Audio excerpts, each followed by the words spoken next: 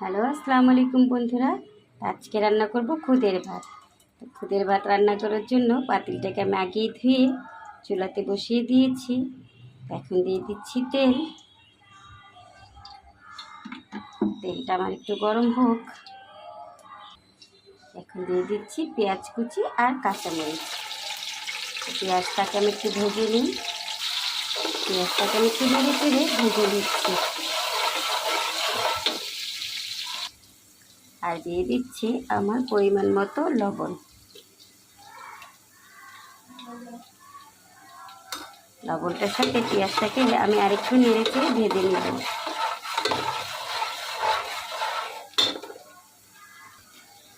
এখন দিব আদা রসুন বাটা। আদা রসুন বাটাটা পরিমাণ মতো আমি দিয়ে নিচ্ছি। এখন আমি পেঁয়াজের সাথে আদা রসুন বাটাটাকে একটু ভালো করে ভেজে নেব। আর দিয়ে দিচ্ছি ধনিয়ার গুঁড়া।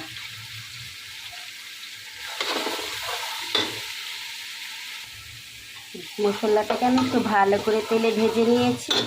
এখন দিয়ে দিব ধুয়ে রাখা চাল মানে বলতে খুদ।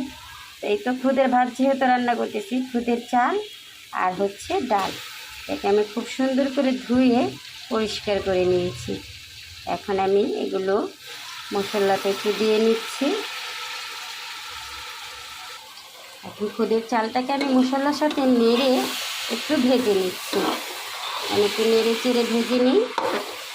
মশলার সাথে খুব সুন্দর করে নেড়ে চেড়ে একটু ভেজে নিতে হবে। এই তো আমি একটু ভেজে নিচ্ছি।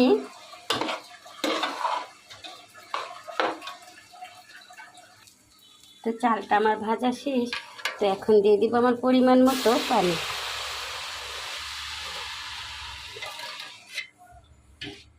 পানিটা দিয়ে চালটাকে আমি আরেকটু নেড়ে চেড়ে নিচ্ছি।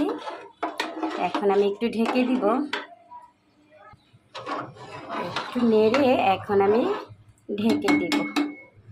তো আমি একটু ঢাকনাটা দিয়ে দিচ্ছি। তো খুদের ভাতটাকে আমি একটু নেড়ে দিই। তো এই তো খুদের ভাতটা আমার হয়ে এসেছে। তো আমি এখন একটু নেড়ে নিচ্ছি।